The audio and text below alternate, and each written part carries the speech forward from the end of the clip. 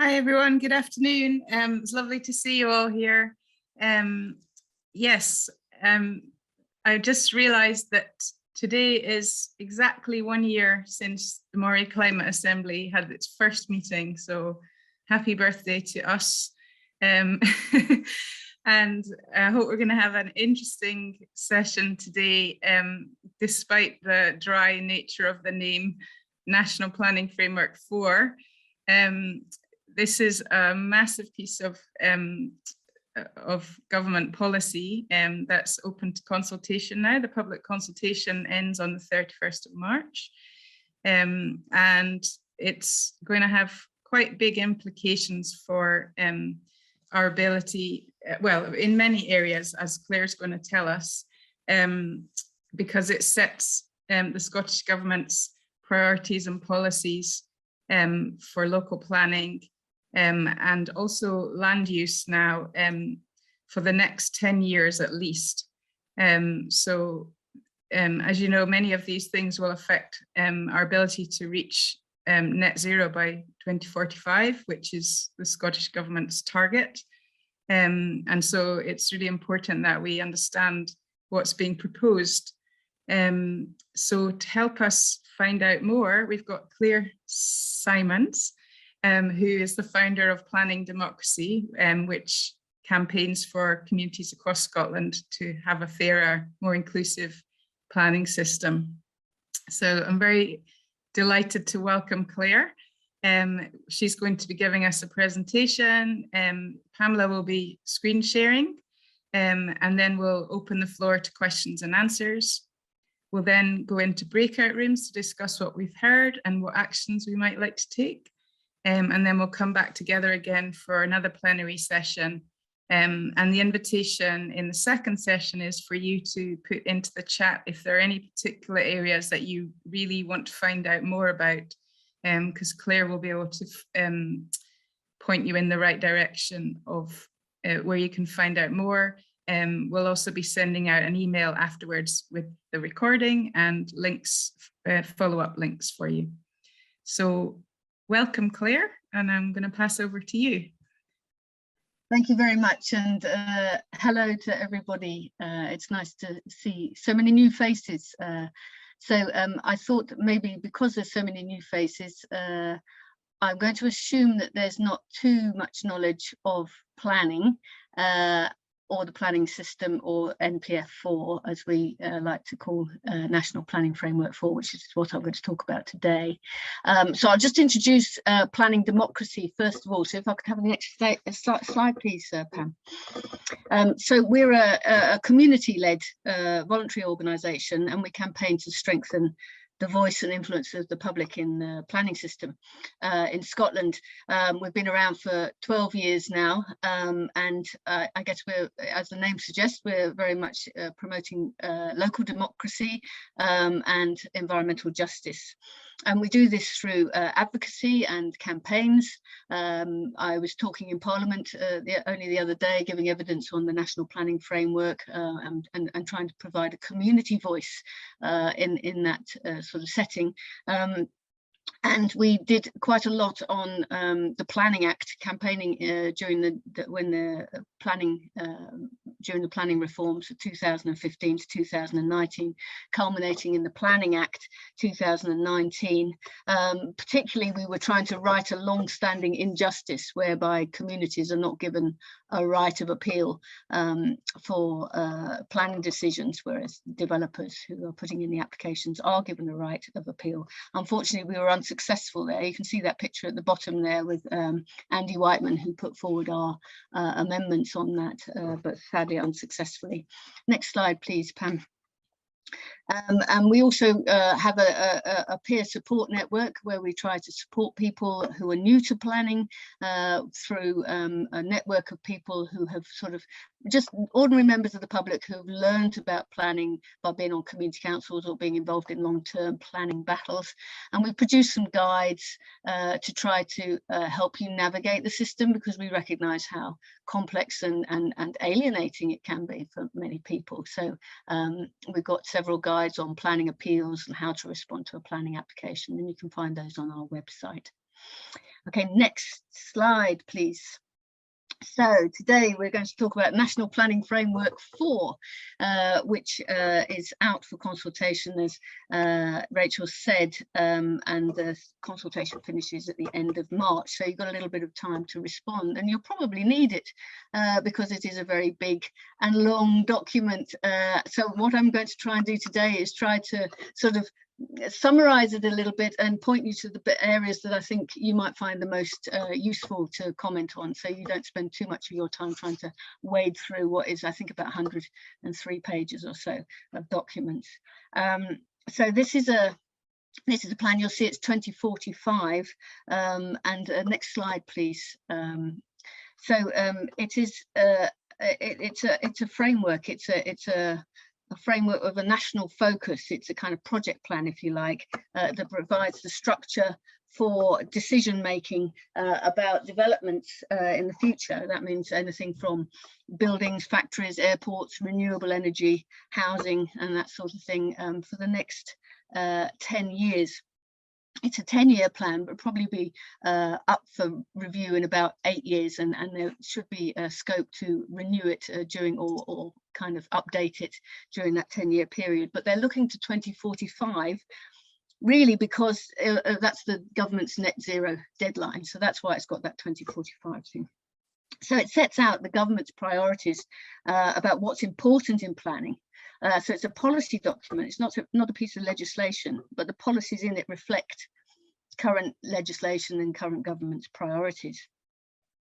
So previous plans describe themselves as being an expression of the government's economic strategy, but this one is taken a much broader view, and it reflects the government's other priorities on particularly climate, biodiversity, rural repopulation, and housing and equality. And as you can probably detect from that, there's quite a lot of competing interests there. Not everything's going to be compatible, and it's such is the nature of planning, I'm afraid. It's also required to take into account other land use strategies and policies. I'm not sure how well it's actually done that and how much it's achieved on that. But it's an important policy document, and more so now than previous national planning frameworks, because of that legislation that was passed in 2019. That raised its importance, gave it increased importance, because it becomes what is a planning terminology. It becomes part of the development plan, and that development plan is the suite of documents that guide and help determine planning decisions. So in legal terms, you are required to make decisions, or planners and elected members, the decision makers, are required to make decisions in line with the development plan, unless material considerations deem otherwise. And what drives bad planning decision really comes back to, or will come back to, NPF4 and what's in the planning policies, because they set the tone. It's the kind of rule book, if you like, although it's deliberately left open to interpretation so that the planners and those making the decisions are able to use their own discretion. You know, we have a discretionary planning system, although it's supposed to be plan-led. You know, these material considerations that can be taken into account mean that there's a certain amount of discretion, and I think that's quite a confusing concept for many people.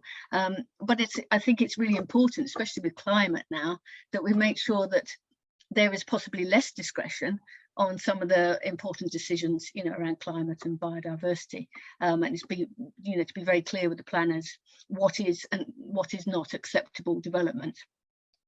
But, you know, we campaign for a greater community voice in planning, so I think it's also important to have that local democracy as well. So next slide, please. So many of you might have been involved in planning and might have heard about it, your local development plan, which is a local version of this. And these now have to reflect, when they're updated, the new plans will have to reflect the national planning framework policies. They will be able to draw up their own policies, but they're not allowed to go against this national plan. So that's again another reason why it's very important that we get this one right. So next slide, please, Pam. So this is just to explain that development plan business. So that your local development plan that I've just shown you and the national planning framework, both together, they are described in a really complicated sort of, I don't know why they do this in planning, everything's a tautological sort of way. So both of those make up the development plan. That's what the decisions have to be in line with, in accordance with that.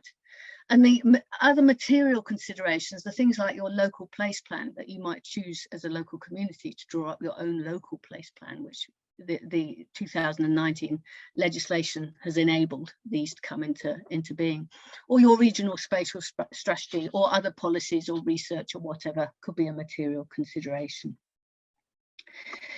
Next slide, please. So during that, during the legislation period when we were drawing that up, we really campaigned to have a purpose of planning put in to the law. After a lot of lobbying, we were successful in this. We did manage to achieve that, not the rights of appeal. But, you know, it's really important to have a purpose. It's not exactly a good piece of administration if you don't have a purpose to your planning system. But defining what that purpose is in the long-term public interest is still kind of a little bit on the vague side. In the legislation, it's anything that contributes to sustainable development or achieves Scotland's national outcomes. But still, that's relatively vague, but we've got the basics there. However, this is really important, and I think this is a really important takeaway. Any development that contributes to economic growth at the moment is deemed in the public interest. And this is something that I think is confusing for the public. It's a very pro-development model that pervades the planning system and indeed our economic system. So basically anything where that increases GDP is kind of valued, and of course any development increases economic activity and is therefore tended to be seen as a good thing, and therefore considered in the public interest up until now. And so this, I think, often confuses people when they're trying to prevent unwanted developments, unwanted applications, because I think they assume that the system views development in this sort of neutral way, but in fact, there is really a presumption in favour of development, and it's up to you to prove that that development is not appropriate. So I think that's why getting this document is really crucial, because what we are in a way defining is what that public interest now is. So that's why it's really, I think it's really important to get involved in this consultation. We need to say what is acceptable, and you know, changing the economic system is going to be massive, and this document won't do it. But by responding to this consultation, you can indicate what you think is important, and that's another sort of chip. I know we all have to chip away at telling the government, no, we want climate, we want environment prioritised. It's a one way of doing that. Yeah, okay, next slide, please. So there are 6 statutory outcomes required by the new legislation that the NPF4 has to fulfil, and this is all part of this public interest thing. And the 3 at the bottom you will see there are really good. You know, equality, greenhouse gases, and securing positive effects for diversity. So that's really good to have. Also, increasing population of rural areas has been a key priority for the government, and this is, I think, really going to affect your area, because I think you've been sort of targeted for this. So these are statutory outcomes that the NPF has to achieve. So next slide, please. So the document is really a tale of 2 halves, I think. The first half of the NPF, when you open it up in that consultation document, you will see that it's in 4 parts. And the first 2 are kind of like the aspirational, they're the ambitions for the government. And the second half is really the nitty-gritty. And I would recommend that if you haven't got much time, that you definitely focus on the second half, and in particular part 3, where the policies are. So the first half is the spatial strategy. So you'll see lots of maps in there, and where I'll show you some of those. Part 2 is where the national developments are named, and they are sort of developments that are considered particularly significant or noteworthy, and by being named in the document they are given the need is established for them. So they still need to get planning permission and go through all the hoops, but the need is already established. So there's 18 of them, but I don't think any of them particularly affect your area. And the policies, as I say, are the really important stuff, and part 4 is how it's going to all be delivered, and that's all a bit sparse at the moment. Next slide, please.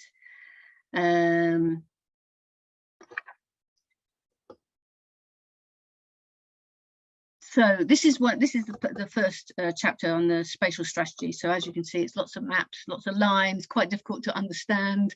It took me a while to understand, but if you have a look, it's kind of interesting. You can see that there's, some infrastructure, some of the transmission lines going for the renewables, and there's, various train lines and roads and so on it. But it's a map. So you can have a look at those and see what you think. Next slide. I'm rushing through this. And then they've also divided the country up into different parts, and you can see that you're affected by the northern revitalisation and the northeast transition. Those are the 2 areas that cover Moray. And as you can see, growing low carbon rural communities is kind of like their policy aspiration for your area. And that's why I think the housing is possibly a big issue for you. Digital innovation, and also the transition from the oil industry, which is probably more Aberdeen, in fact. Next slide. So yeah, that's a bit of a closer look, and it also shows you where the national developments are, but as you can see, it's really the green central, the energy transition zone in Aberdeen, but I think most of them are not around you. Next slide, please. These are all of the national developments, and as you can see, a lot of them are central area based. Some of them are quite good, actually. The Central Scotland Green Network and the National Walking and Cycling Network. So there's some good ones in there, actually. Some of the less good ones might be the Hunterston Strategic Asset, but I'm not sure that affects you. So next slide. Yeah, so then we get on to the national planning policies, which is the area I think you should concentrate on, and those are divided up into 4 themes: sustainable, livable, productive and distinctive places. Yeah, next slide, please.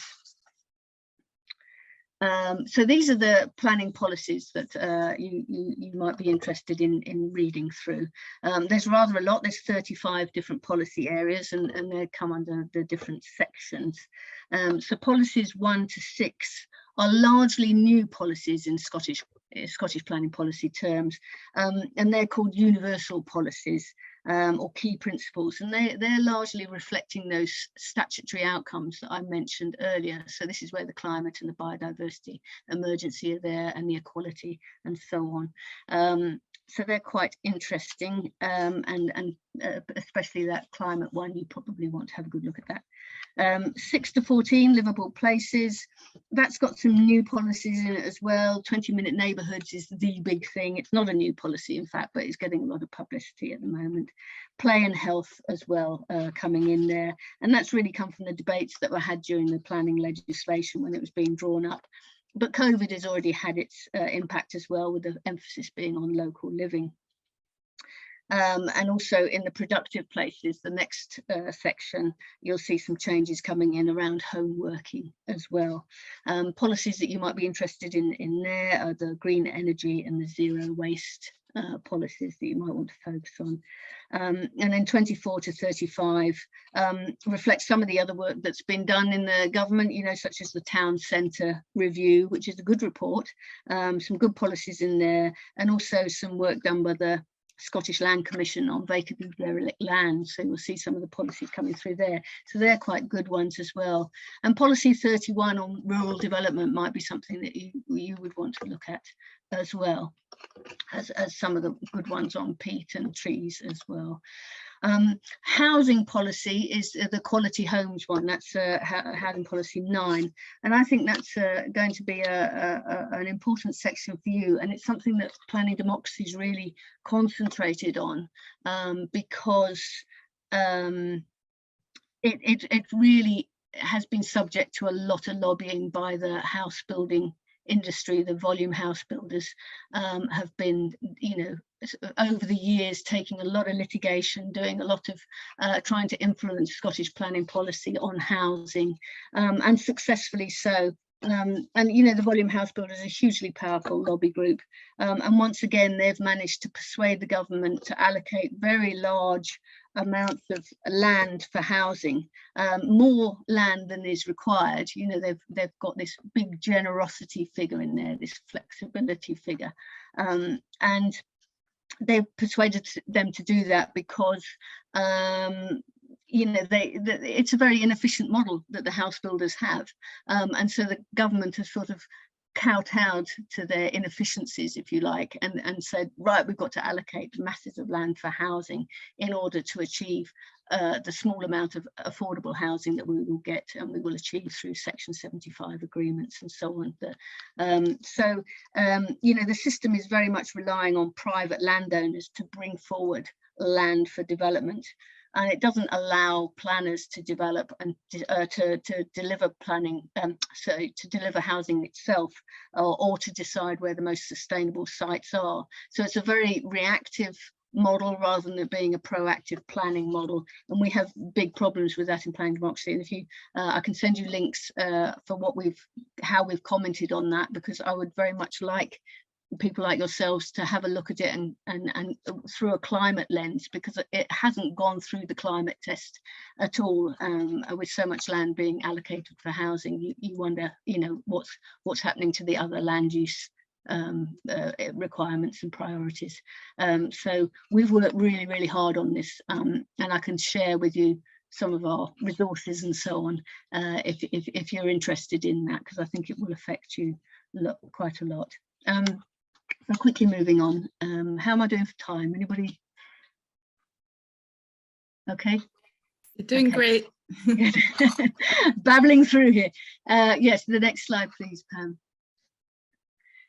So yeah, I've just tried to list all the relevant policies for you, and of course we will send you this, I'm sure Rachel will send you this presentation so that you've got it all there for you, but that's why I've put the housing one in there.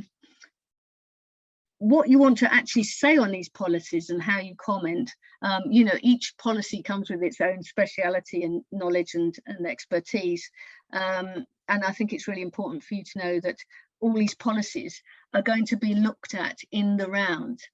At the moment, the Chief Planner said in her evidence in Parliament the other day that they're not going to prioritise one policy over another. So it's for planners that at the local level to decide, which ones should receive more weight.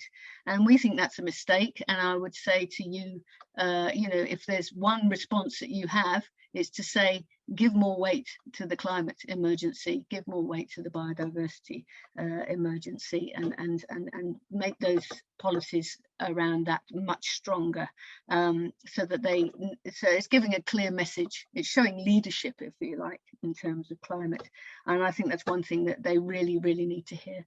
I think you can go on to the next slide, actually, Pam. So the shoulds and musts, I just wanted to say, you'll notice if you read the document, there's loads of shoulds. This policy should, that when considering all developments, the significant weight should be given to the climate emergency rather than must. And how they've decided whether it should be a must or a should depends on whether it's in the legislation or not.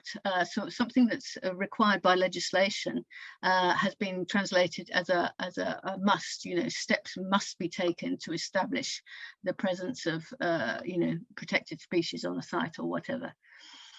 That's what Fiona Simpson, the chief planner, said the other day in her evidence. Now, I don't think that's quite right, because, you know, there's legislation around the climate emergency, and yet that's definitely a should in that policy. So you might want to just point out the legislation to them and say, no, this requires much more emphasis in terms of the way you use your terminology. Or you might just want to suggest a different way around it that doesn't indicate a should or a must.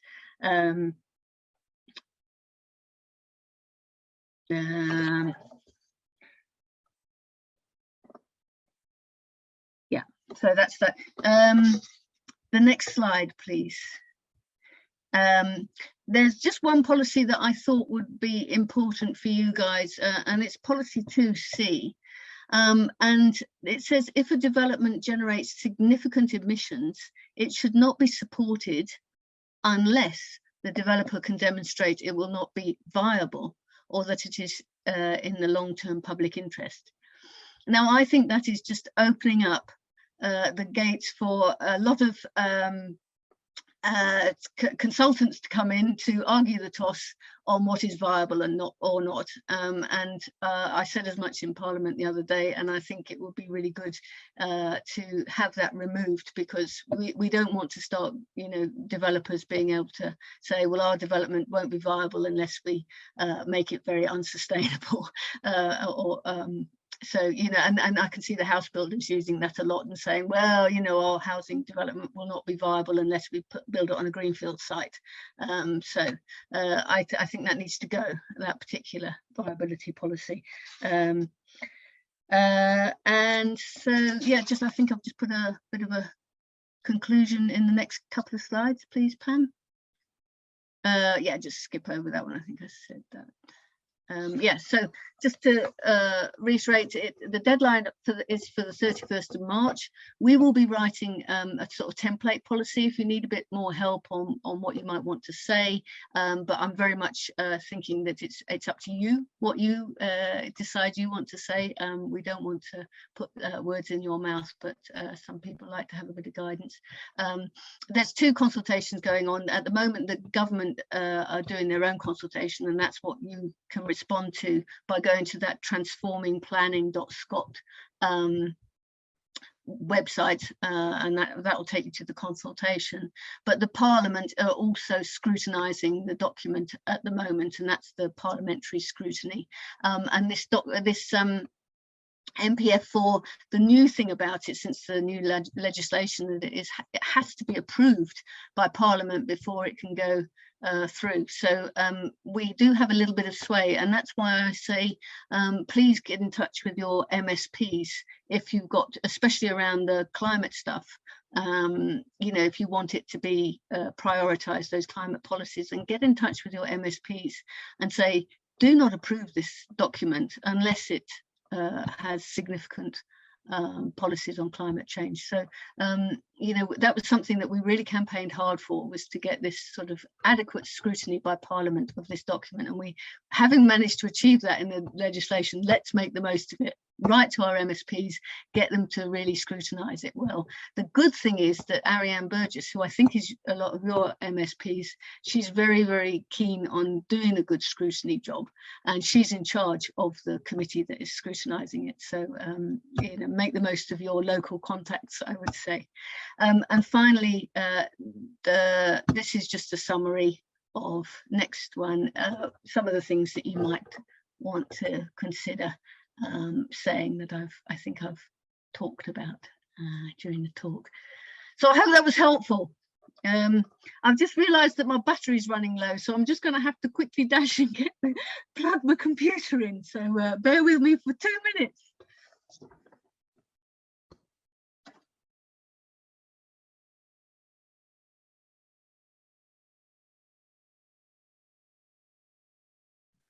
This is where I get to practice singing a song, because I'm told that that's what I need to do at our Join the Dots networking conference, which is coming up on the 16th of March.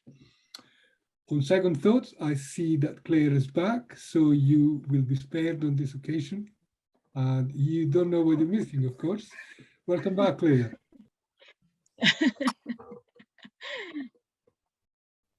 So I guess the thing is, any questions? Maybe we stop sharing the screen, perhaps, so I can see. Yeah. Okay, thank you very much, Claire. That was definitely quite a lot of information to take on. I'm glad to see that there are brighter minds in the audience who've been able to keep up with some of it, and in fact there are a number of questions coming up. So I maybe ask Rachel to start asking the questions, or see indeed if the person who's asked wants to ask it in person. Thanks, Claire. That was really, really interesting. So I'm going to start off in reverse order with the most recent question first. But if you have questions, please do raise your hand. You can find that function in the reactions icon at the bottom of your screen. But the first question from Katrina Mallows. Katrina, do you want to ask that yourself, or trying to find where you are? I'm where here. I can read it. Yes. Hi, thanks. And thanks, Claire. That was super helpful, actually. Really, really helpful to go through that and to see kind of the focus on the climate emergency within it. I'm fairly new to responding to consultations, and so I'm curious, perhaps this is a really simple answer, but are all responses to consultations considered equally? So if an individual responds to it, and then an organization representing many individuals respond, are those submissions considered equally, or is more weight given to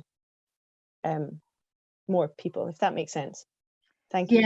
Yeah, no, it's a really good question, and I think that they've already done lots of consultations around this. They did some very early call for ideas way back in January 2020, and so this is sort of their draft plan. And I met with Scottish government officials who are doing the NPF the other day, and I don't think that they're very open to changing too much. They've spent 2 years kind of writing this, and I think we need to use every tool that we have to get this changed. And I think that comes in, a lot of responses showing that there is a lot of interest. So yes, lots of people writing. I don't think that they particularly take much notice. They will probably get a consultant to look at all the responses and sift through it. And they will say, oh, there were X number of responses from civil society and so on. But you can bet your bottom dollar there will be some big lobby groups there. There'll be the renewable energy, there'll be the aquaculture industry, there'll be the volume house builders, and they will all be doing background kind of discussions and so on. I know they are sending briefings and so on, as we are as well. So this is why I say use every tool that you have if there's something that you think is really important, and that means writing to your MSP, going to talk to your MSP, as well as using the government consultation, because it's a big tussle now about who's going to be listened to and where the priorities are. And the government officials, at the end of the day, they are reflecting government priorities in this document.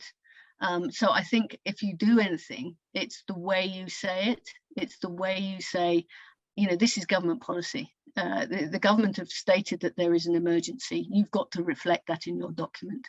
I think that's probably more likely to affect things than, I mean, obviously a volume of responses is good, but it's the way and the detail as well, I think is quite an important one. Giving them information, help rewriting the policies for them, so that it makes you want to make their job easy as well.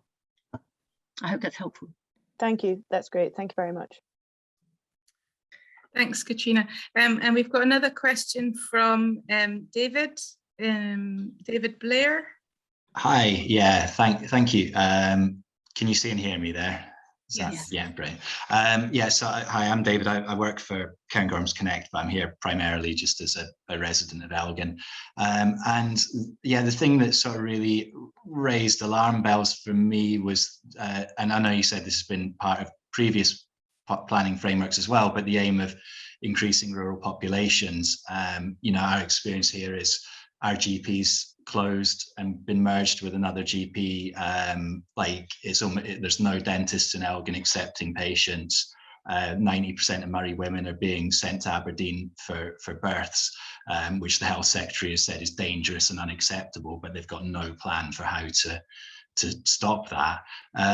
So it's just, if we're increasing the population at a greater rate than we increase doctors, nurses, teachers, midwives, and so on, we're going to be in trouble. And I just wondered if any of that's covered in the NPF or associated policies. Yeah, it's an excellent question, David. And yes, there's very much talk about infrastructure first, and especially with regard to housing. I think they're very keen to put in the infrastructure first and make sure that that is there first.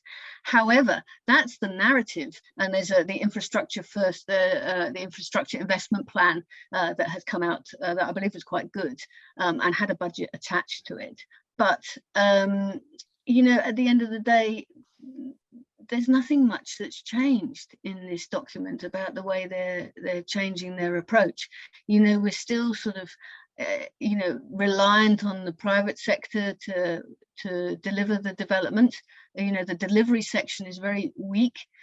So we have argued, for example, for a public-led approach to housing, whereby the planners decide where they want the housing, where the housing need is, and then they are given the powers to purchase that land and gather it and assemble it. It's called land assembly, and to put in the infrastructure required, and then to find the developers to build the housing. But we don't have that kind of system, and they're still very much talking about the old way of allowing the private sector to come forward with ideas of where they want the housing to go, and that's usually on the more lucrative greenfield sites where there are not the infrastructure and so on. So that's one of the reasons why I think it's really, really important that we get this housing policy right, and so we need to sort of say, this is not going to be an infrastructure first approach, the way you're approaching it, even though they argue that it is, and of course the likes of Homes for Scotland are very much sort of arguing that it is, because that suits their needs as well. So can I follow up with an important point about that, though? It's not, our problem isn't lack of infrastructure. We've got a GP surgery, we just don't have any GPs in it, and we've got a maternity ward, but we don't have any obstetric consultants to staff it. So it's it's part empty. There's like 2 women at any time with a 30-bed ward. So building more infrastructure will achieve nothing. We need staff and people and expertise. Is that in the plan anywhere, or is that just... No, and actually, if you're interested in that, you should listen to the evidence session that I'll send you the link to it that was given yesterday, where Tony Kane from Alacho, who's the local authority housing officers, and he was really interesting on this, because he was saying about exactly that, and that this is about economic development in the sense economic development policy, and you're not going to get that through just without a proactive kind of delivery mechanism, and it's not there. The delivery section on which is part 4 is very sparse. There's very little on delivery of this document. It's lots of nice aspirations, but very little on delivery. So if you've got expertise in that area, or just say it, David. I think it's really important, the points you're bringing up, but this is it's all part of this bigger strategy, bigger economic strategy of how do you get more of the jobs and things into the west. You know, we've got this southeast kind of concentration, haven't we? You know, how do you relocate them to the west and north? Brilliant. Thank you. Thank you. I think we've got one more question, and then we're going to maybe move to breakout rooms. So there's a question from Alan Whiteside. Hi, thanks, Rachel. Hi. It was really just following up. There's a lot of bashing in the press yesterday about the Levelling Up initiative and how it was just an amelioration of existing initiatives.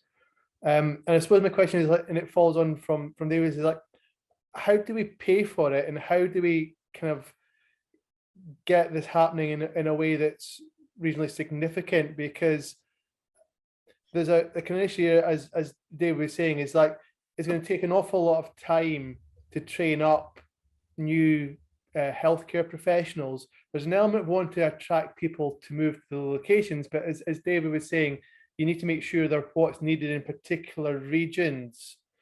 But with the COVID, being out of Brexit, how do we afford to basically kind of reset our communities? Yeah, these are all really advanced questions, and you know, we've had years of austerity as well, and that's sort of really taken away from the local authorities' ability to, you know, deliver this as well. You know, we're massively under-resourced on planning officers, but also, you know, economic development officers, conservation officers. All of these things, it's going to need funding, and there's no, at the moment, there's no, they are talking about some sort of capital investment plan being attached, but that's not there yet. So yes, you're absolutely right, and these are the questions you need to be talking about with your MSPs. Go to their surgeries and ask them, and yeah, tackle it.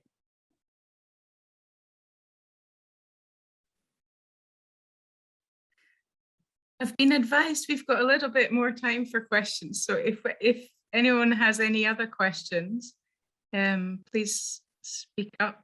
If we could take one or two more. If you raise your hands. Oh, I've got one from Fabio. Yes, thank you. Claire, absolutely, really interesting and fascinating how many dimensions and how far-reaching the whole national planning framework is. Now, for me, of course, NPF, National Planning Framework, I often get confused in my mind about the National Performance Framework, which actually sets out the national purpose, and it's also referred to as NPF. So, one of the National Performance Framework is what, in theory, drives all public sector activity, and in theory, even our own activity in Scotland, and it's got a broad consensus behind it. And I know that was being reviewed sometime during the tail end of last year, but it certainly it still has a kind of commitment to economic growth rather than just a fair and sustainable economy. Is there still scope to influence the performance framework, or should we just be focusing on the national planning framework? Actually, I don't know. The National Performance Framework is kind of referred to in the National Planning Framework, and I'm so cross that they have these such similar names because it's really confusing. But you know, those performance indicators are, you know, part of what is defined as a public interest, and they do talk about a well-being economy in this document, but it's still very much, you know, in its infancy, as are things like the community wealth building stuff, as you well know, Fabio. You know, it's mentioned, there's a nod to it, but it's not even defined in there.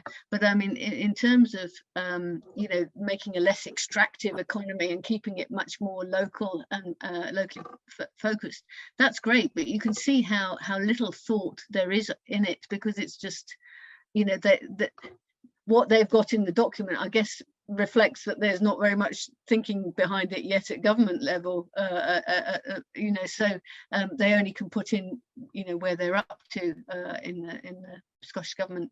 So I guess the only thing is to you know, if you think it's important, and if you think the well-being economy, you know, say, yes, we want you to work more on the well-being economy. This is really important. We need, you know, we don't want to have it's such economy focused. And I think they have heard that, because that was a really big feedback in the last National Planning Framework 3. And definitely the language has changed around that.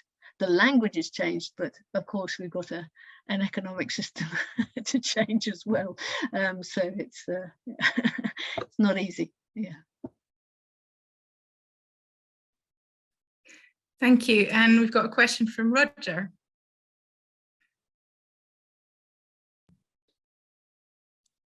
Yes, first of all, I want to thank you for a wonderful overview of your sense of the whole framework.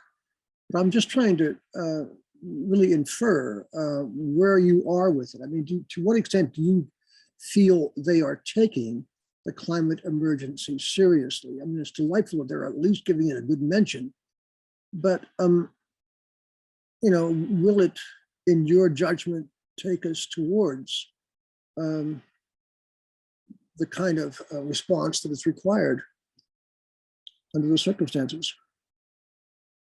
I mean, 2045 is like it's sufficiently far away that in a way you just sort of like carry on with a few minor tweaks here and there. But on the other hand, is that really a response to an emergency? Yeah, exactly, Roger, exactly. Yeah, I mean, as I said, you know, the narrative is there, but you know, I think the challenge is, you know, they make so much about these 20-minute neighborhoods, for example, you know, but if a developer comes up with an application for, you know, for housing or whatever that is not going to, you know, be a 20-minute neighborhood, you know, how do you get a 20-minute neighborhood in a remote rural location, for example? You know, these are not easy things to bring forward, and I think what we've got to do, what we can do with this document, is that there's such a push from the private sector and so on. You know, they're focused on making a profit, so they're not focused on necessarily making development climate friendly. So the planning officer's job is to sort of either ensure that development is, you know, climate proof, or they say no to it. And what we can do through this document is to give them the power to do that. And I don't think the policies as they are strong enough to do that, because there's an awful lot of exceptions and too much woolliness, and a lot of people have said this. You know, nearly everybody has said that in the evidence sessions that have gone on in the Parliament. So it wouldn't be a new message to be saying, no, you need to strengthen these policies and make them a lot clearer. So you're wanting to give, you know, people at a local level who are making these decisions much more of a clear steer as to, you know, and also to help them, you know, against the litigation, because I think this is what the government and these policies are really guarding against. You know, they're afraid of litigation, they're afraid of planning appeals. You know, how many decisions are made in planning authorities where they say, oh, well, we'll give it permission because we don't want the developer to appeal because we haven't got the time and resources to fight that. You know, so we've got to make these sort of appeal proof policies, if you like, as well. So they need to be strong and clear. Thank you. And we've got a question from Rod Lovey, who I actually have to thank Rod, because it was him that made me understand how important this kind of legislation is for councils. So without strong legislation, you're very limited in what planning applications you can accept or reject. So thanks for helping with that. So I'm interested to hear your question. Okay, so setting me up there. Thanks, Rachel. I would just like to say thanks very much, Claire, for such a comprehensive and sort of easy to understand presentation. But I just wondered if you could sort of maybe give your impression of the local place plans and just to explain what they are and how sort of planning democracy kind of, I don't know, sort of sees how they might work or not. I'd be interested in that. Yeah, I could spend some time on this. I'll try and keep it short. So we campaigned for a community right of appeal so that communities can appeal planning applications because at the moment only the developer can appeal, and we think that's a gross injustice. Instead, they said, oh, well, we want to get much more early engagement. And so communities can get involved in the consultation. And we want to iron out all of that conflict at the end of the process where the planning decisions are made. So they introduce these local place plans as a sop to not giving adequate rights at the sort of business end, if you like, of the planning process. And they say, yes, they want to give communities, enable communities to draw up their own local place plans. But as you saw in that picture that I showed you about what the development plan is, they don't actually become part of the development plan. They might inform planning officer's decision if you're lucky, but the place plans that have already been drawn up, before this was legislated for, because it doesn't need legislating for. I mean, a community can draw up a local place plan if they want to. There's nothing to stop them. None of them have been accepted, and developers can bring forward applications that run contrary to those local place plans, and the community will have no right of appeal to say if that decision gets passed. And so we've largely been silent on them with regards to the consultation running, because we were sort of making that stance, saying, these are largely toothless. They're not going to have terribly much standing. There's nothing to stop them being ignored, even if they do get adopted. And unless communities have a right to appeal a decision that runs contrary to their own local place plan that has been adopted into the local development plan. And so that's our position on them. And we think that, it's great for communities to go forward, draw up their local place plan. It's a really good community engagement tool, building local capital and, and that sort of thing. I think it's really important that people do it, but not with the expectation that it's going to terribly influence planning decisions.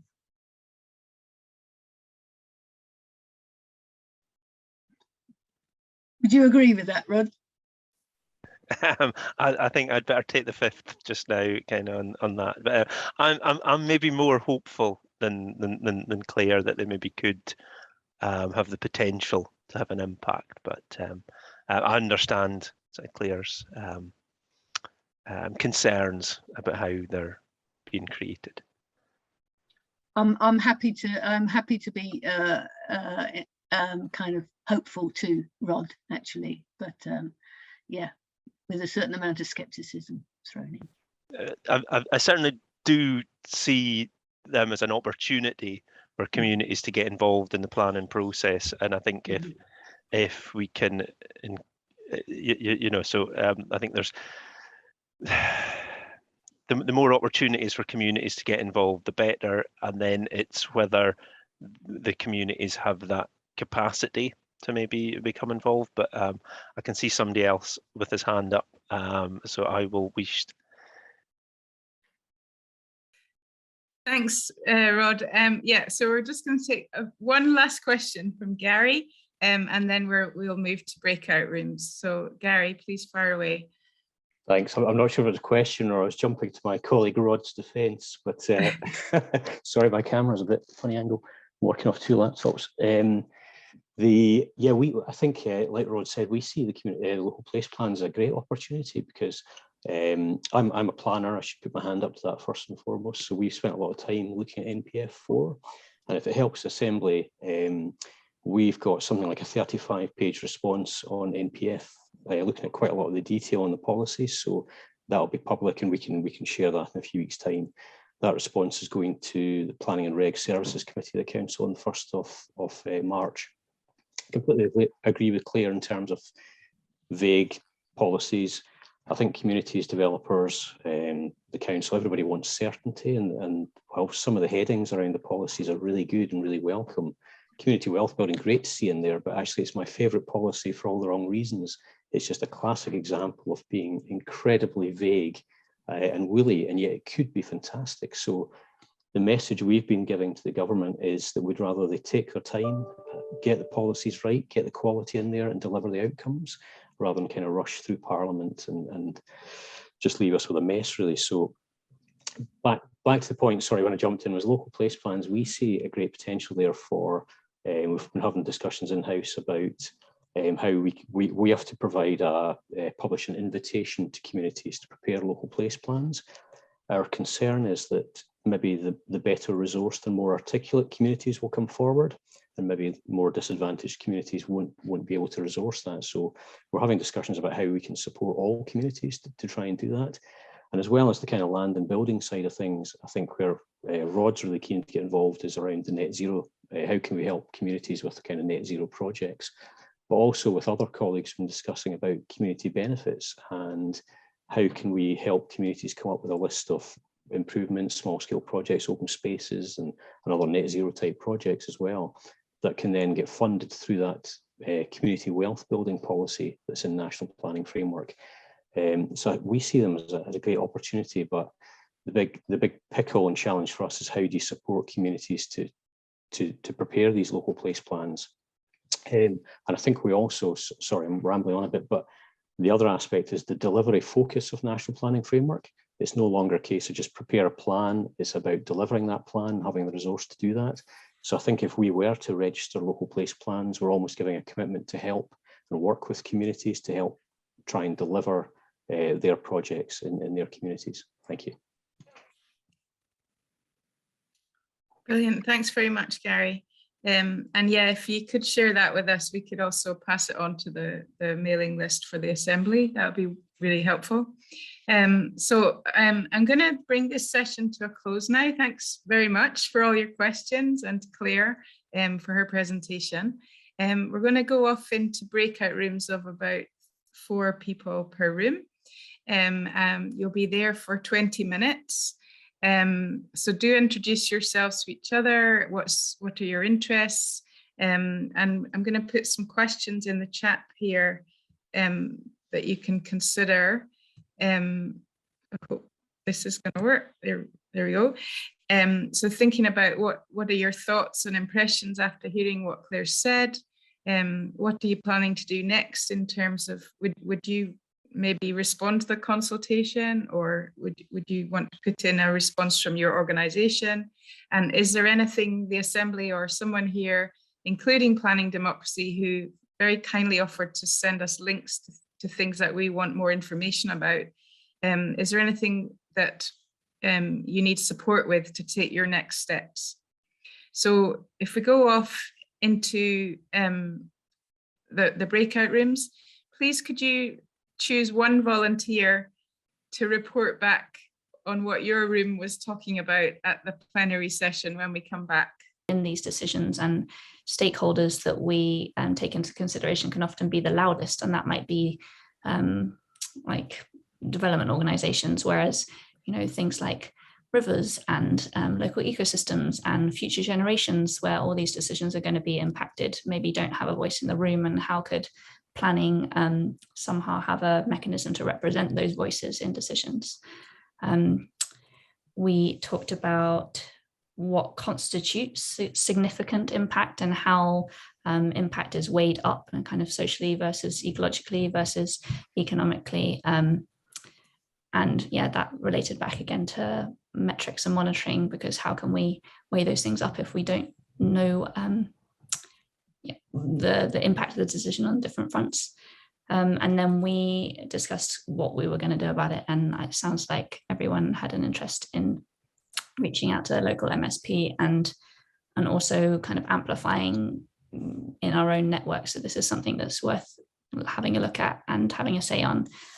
So a kind of commitment to do that in our own networks. Thanks, Elle. And I can see from the chat that Group 3 has press ganged Chris into speaking for them. Okay, so we had a great discussion about land use, power landowners, use of the land, yeah, especially for forestry, yeah, crofting opportunities, use of the land as a carbon sink and the value it provides on that. Yeah, Gary is a bit of an expert on all this, and raised bits about national policy that mentions very little of Highlands or Moray and the importance of where we stand in the national picture. Yeah, we went on, and yeah, there's a great need, I think, to just combine knowledge. Lots of people know lots of stuff about their little stovepipe. It's just kind of, yeah, talking to each other to understand the wider picture a bit more. Yeah, and I think ultimately is, yeah, we'd like to work towards lobbying MSP and local government towards clarifying guidance and give more power to local government and local people.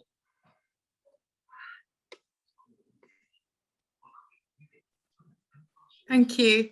And I've got Jake to speak for your group. Yeah, I didn't check with my group, but I took notes, so hopefully it's okay with them. Yeah, we sort of followed on with the topic. It's like about what's being built, and sort of a few different points on that came up. This sort of it's the idea of passive houses, and it's seeing houses going up at the moment that it's not future-proof. That's my paraphrasing. It's sure these sort of passive houses are more future-looking designs. They're more expensive now, but what do you get back in the future? I think my input on that and a few other things is sort of like, okay, well, money is being spent to subsidize all sorts of different things by the government. So it is being spent. So then it's actually, how do we want to spend it? And where do we want to spend that money? And even when buildings are maybe upgraded in some way, there was talk of examples of possibly around Birkhead. It's like heat pumps being put into the buildings and being like, oh, look, we're putting heat pumps in, but then they're being put into buildings that are concrete buildings with no proper insulation. And the technology doesn't match the building. The heat pump, it doesn't have the sort of heat output to keep a building with no insulation warm. So then I think it's easy for them people to go, the heat pumps don't work, where it's just the technology being used inappropriately. Yeah, some ideas about district heating systems and looking at places like Germany where they're more frequently used. Yeah, both the people in my group are engaged in different ways in their community, so they're sort of here in a reporting back capacity. And the sort of thought was, it's like having more spaces to keep talking and coordination and communicating between different groups about what's going on was a sort of indirect request. I guess spaces like this, it feels like sort of sounded like it was inspiring and helpful to have this opportunity to come forward and hear about what is happening and gain information, but then also to talk and share amongst different people. Yeah, hopefully James or Judith, if you have anything to add, or maybe that covers it. Yeah, I just feel that it's James Patterson here, and I was part of Jake's group. Some of the technology that's being looked at now, particularly with, I listened in on what they call the IET, Institute of Electronic Technology or something like that. And they really dig deep into different types of heating, for instance, heat pump choices. And I just feel maybe sometimes the planners, i.e. Moray Council or whatever, they might actually do this. They might have somebody who's actually a member of this organisation. And they actually give you all the information you need to balance the type of property to the type of heating. And I think that could be utilised a lot more and probably more effectively in the future. That's it, really.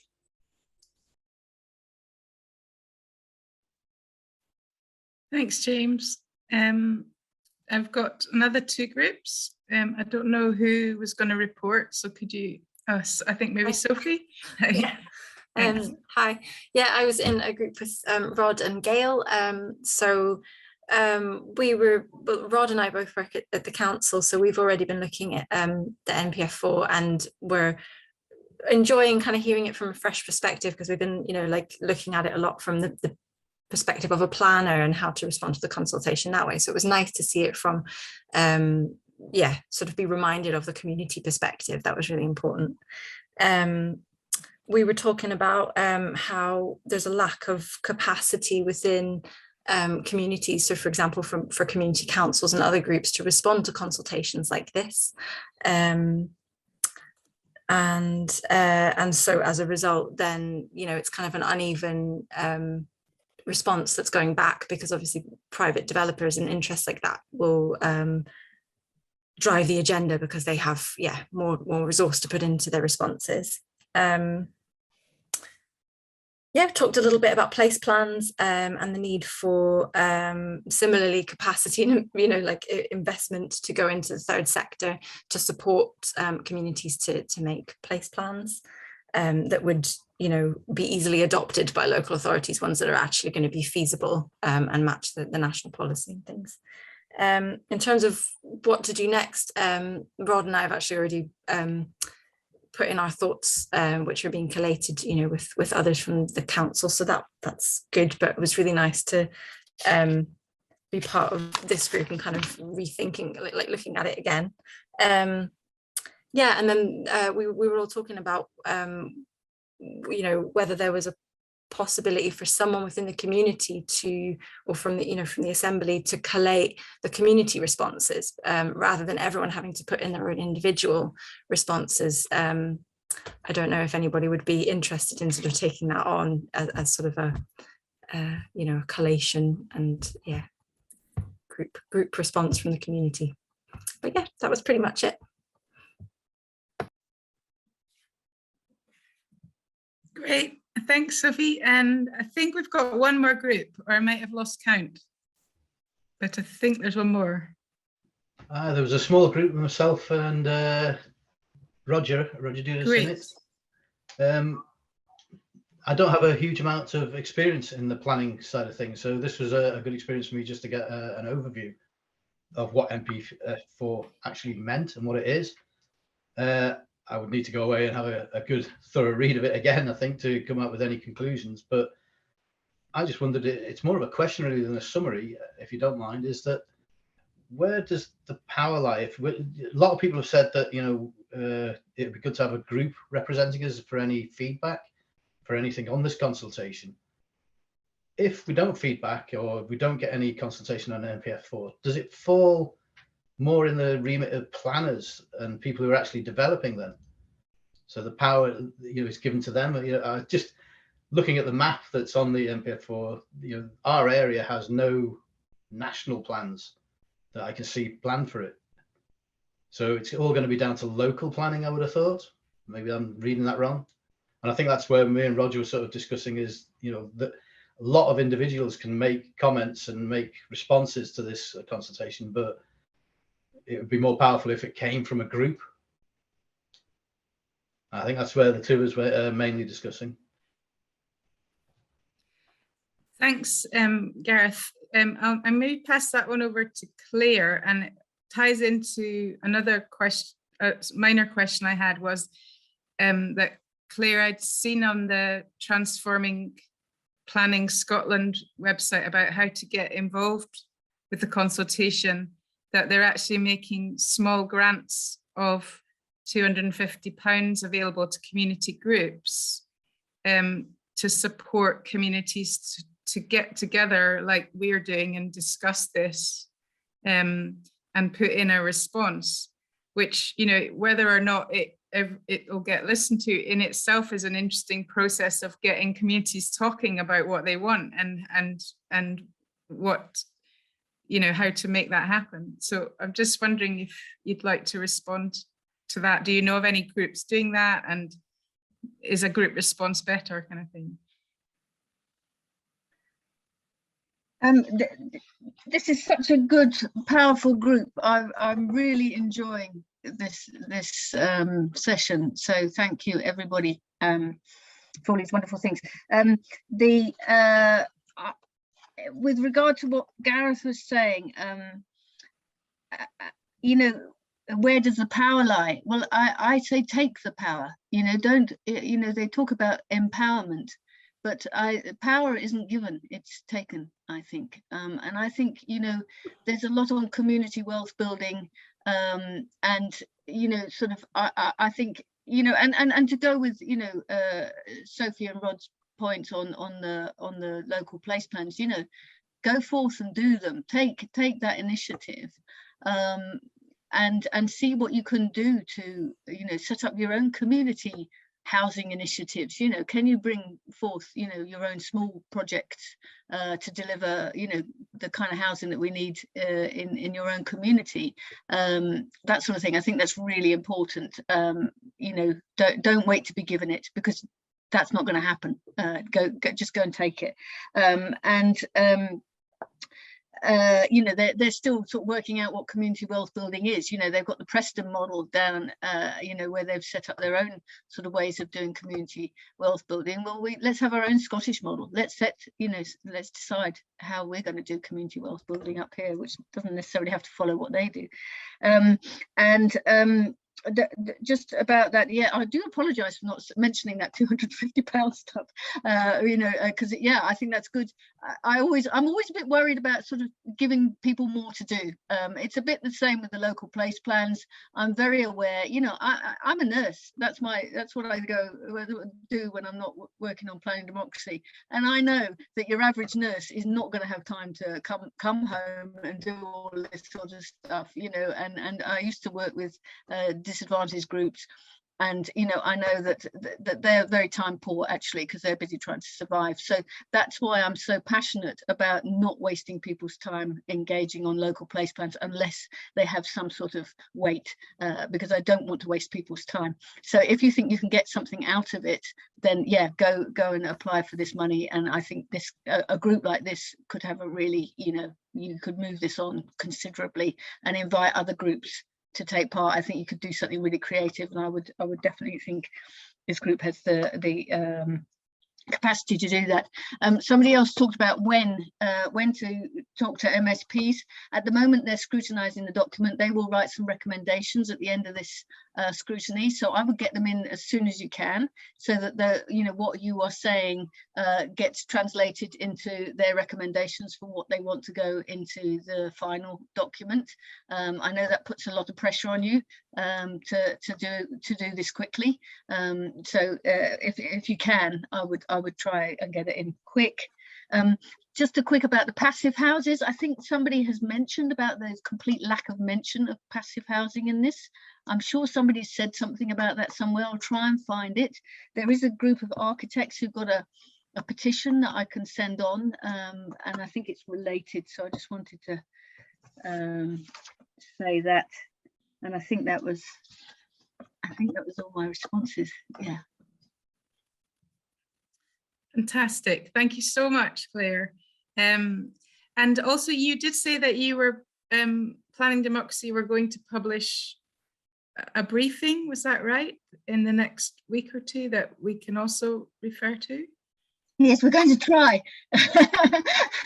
We're going to try and help people to, you know, because if you don't know what to say, or you've never responded to a consultation, you know, what do you say? So it's just a little bit of a, you know, suggestion, but we certainly don't want to be the mouthpiece of the, you know, massive wide range of ideas and thoughts that you guys have that are well educated on matters far greater than us. Oh, it's amazing. You get so much done, and you're nursing as well. I'd forgotten that. So really appreciate you taking the time today, and it's just been really interesting, and I hope everyone else has enjoyed it as well. we're just going to wrap up before we finish with a little bit of an introduction to a special series of Moray Climate Assembly events that we're hoping to, well, we are going to run in the next few weeks as part of 2 new projects that tsiMORAY are doing. So I'm going to pass over to Anne to introduce that, who's my colleague. And then we'll run through that. And then at the very end, I'll just come back and just check if there are any other questions that you've got, and in case I've cut you off too soon. So I'll just pass over to Anne. Thank you, Rachel. Yeah, so I think that's great momentum we built up. The Moray Climate Assembly is, you know, we do actions, we do communication, we do networking. So we've all got actions to do this weekend or next week. If after that you have any extra energy, we'd like to just tell you about the projects that we're doing at TSI and how we're going to offer you a series of 5 sessions to take some of those thoughts forward. So our Rachel, myself and Jake, I did mention last time, just to remind you, we're doing 2 community led local development projects through TSI, funded by the Scottish Government. One's focusing on community priorities for Moray, and the other's focusing on what a carbon neutral community would look like in Moray. So visions of a carbon neutral future. So we've come up with a series of 5 events that we are offering already out to community groups. You might have seen the one at Transition Town Forest that's on Monday. So we've got 5 dates for you guys. So we're going to send out the details for those, running from the 17th of February. They're all on Thursday afternoons to follow in this tradition. There's a climate cafe on the 17th. We've got a visualizing, or getting more details about that visualization of a carbon neutral future on February the 24th. On the 3rd of March, we're hoping to bring in an artist or storyteller to work with those visions in a bit more depth. And on the 24th and 31st of March, right up to the end of March, we're working on the community priorities, and we're going to work with a set of picture cards, the Gen cards, if you are familiar with them. And they're a very visual and interactive tool to help define the community priorities for Moray. So if you'd like to be involved in any of those projects, that's really good. We'll also be doing it with community groups in your area that you might be involved with. So we're putting a call out for that as well soon. Also, just to say that the Moray Climate Assembly itself, these are kind of specials, those 5 ones. The Moray Climate Assembly itself will be returning in April with a session there as well. I'm sure we'll be following up as well on today's session. So I don't know if Rachel and Jake, you wanted to add anything to that just now? Jake had something to add. Yeah, and just say I see someone's asking if we can write out that list of events. Yeah, I just say that this is the hope is with these 5 sessions, the reason why we're doing them in the way they are is because these are obviously big topics, and it's very easy if you talk about something like the climate emergency to almost get a bit lost or overwhelmed in the scale of the thing, when then you're looking outside your door and going, what can I do, or what can my community do? So it's put in this way to sort of have this hopeful flow that goes from, okay, looking at, assessing, connecting to the broader scale, looking at that and assessing that scale within your community, and then also looking at it in the more positive of like, okay, time's changing. So what is my personal, within my community's vision for how my community can adapt and grow and shift within this? And then as we transition to the community priorities, it is about hopefully being able to actually use some tools with you that can also be applicable within and replicated in your community to sort of ground this within actual, tangible, useful, actionable priorities that can be taken forward within your communities. And we're not, as we said, we're not just doing this with you, we are doing this specifically focused with a few different community projects around Moray, from Elgin Youth Cafe to Transition Town Forest and Forest Area Community Trust, and a few others that we're in contact with. Yeah, so there is hopefully a structure and flow that we hope is practically useful, as well as maybe even a little bit of fun within the whole thing. Yeah, that's just what I'd add. Thank you. Hopefully see a lot of you there. Thank you. Yeah, so I think Anne said, but I'll just repeat that the regular sort of format of the Moray Climate Assembly will be returning in April. So these is a special series of assemblies, which will be run a little bit differently, and really going to the other end of the emergency and thinking about where do we want to be? What if things were different? What's our ideal? What are our common values? How do we get there? And how do we tell a story? Because stories are powerful. How do we communicate this vision to policymakers? You know, when we're engaging with consultations about the future of planning, how do we communicate where we want to be and what values we want to see prioritized? So I hope many of you will be able to come along to those sessions. Save Thursday afternoons, we'll be sending out the full details next week, hopefully. And what was I going to say? My mind's gone blank. But anyway, it will be coming. So, and I'm just going to open the floor quickly to check. Are there any questions before we wrap up? Does anyone have a burning desire to say anything else or to ask one more tiny question before I pass over to Fabio?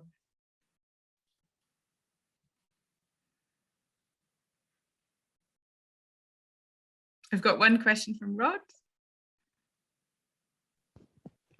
Sorry, maybe Fabio would have sort of mentioned it, but I think I'll sort of just jump in, and please feel free to say no. I'll just say that because you've obviously got a very busy time over the next couple of weeks.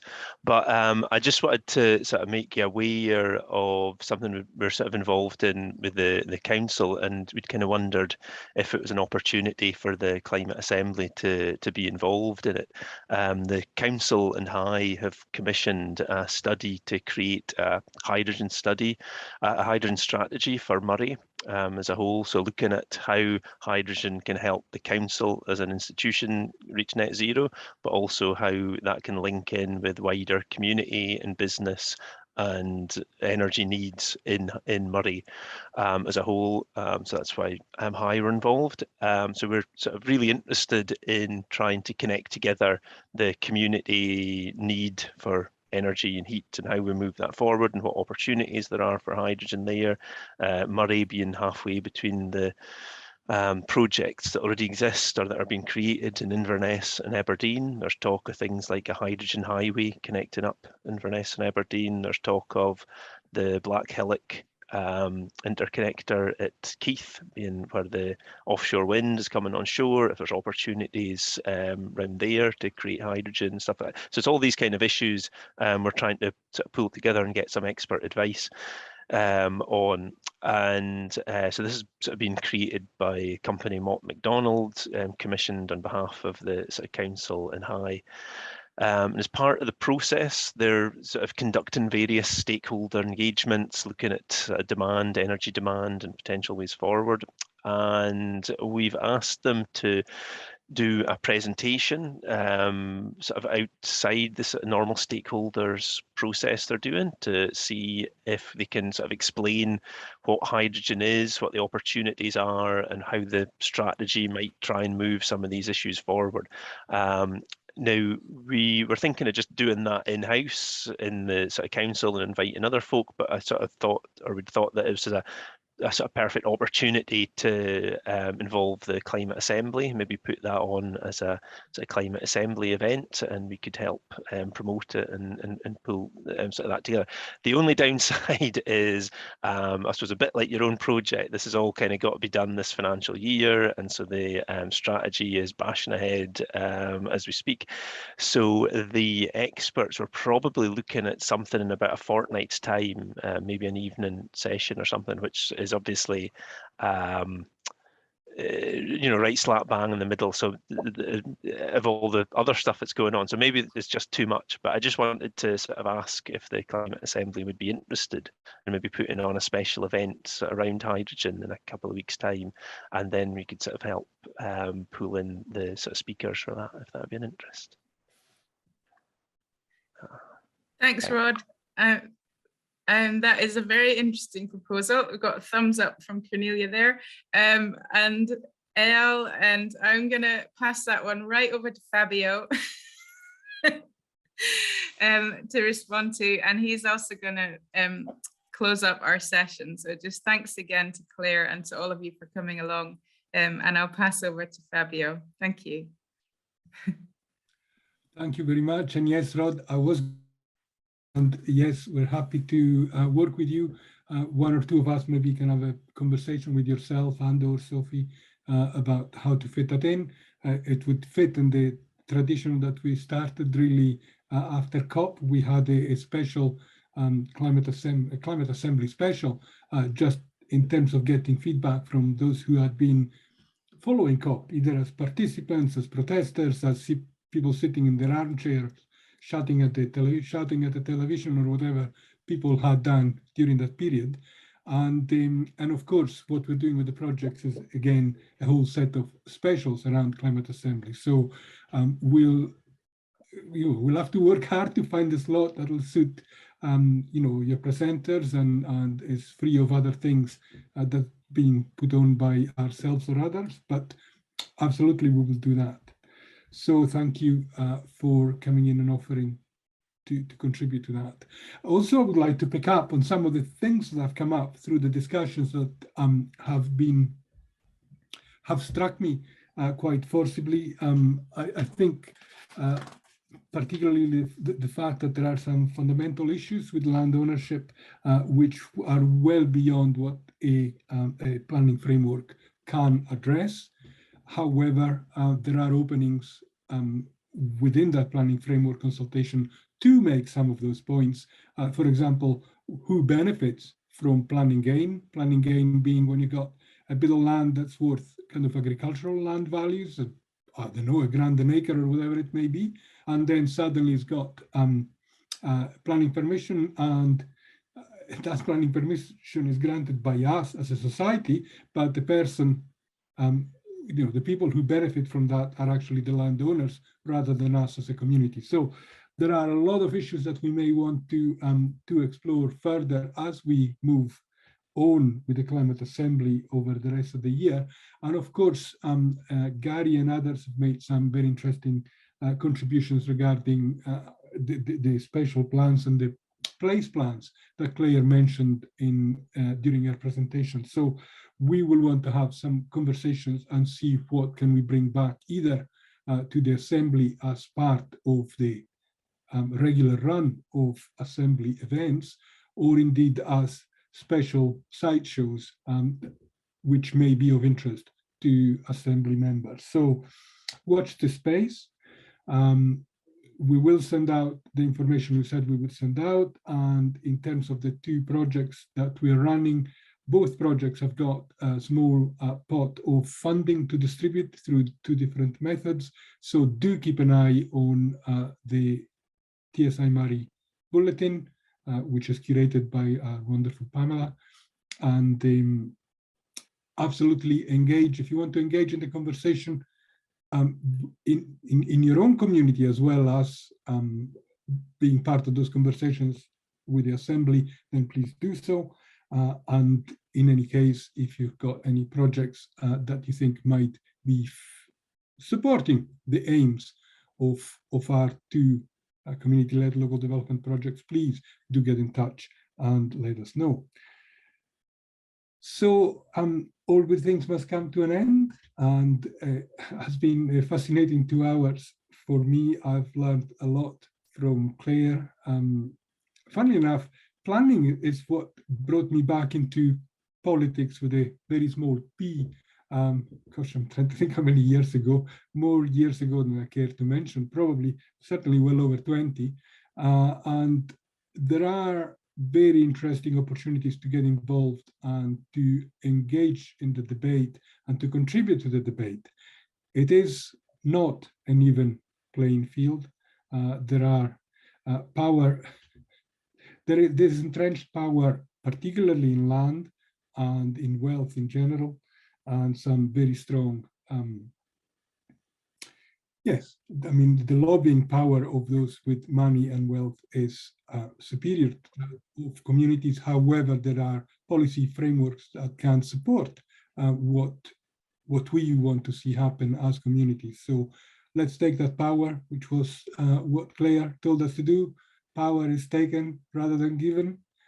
So let's do that, and that's what tsiMORAY is really all about: connecting people, creating change, and more power to our collective elbows. So, Clare, thank you very much for a very informative, very inspirational kind of presentation, and thank you all for contributing to the very rich conversation that has followed. I know we bring different interests to bear, and we come from different perspectives, but there is, to coin a phrase or not, there is more that unites us than divides us. So let's continue to come together and find the common ground, and let's keep connecting to create change. So thank you all very much, and thank you to the team for hosting, whether on the front line, Rachel and Rod, Jake. I'm not sure why Rod came into, although I do thank you, Rod, as well, and Pamela and Gail that made the whole thing work. And thank you all. And well, safe home. Hopefully you only just got to go as far as a kettle for the next stage of your journey. And thank you very much. We'll see you back at the Climate Assembly soon. Thank you. Thanks. Bye. Bye. Thanks, everybody. Thank you. Thank you all. Bye. Bye.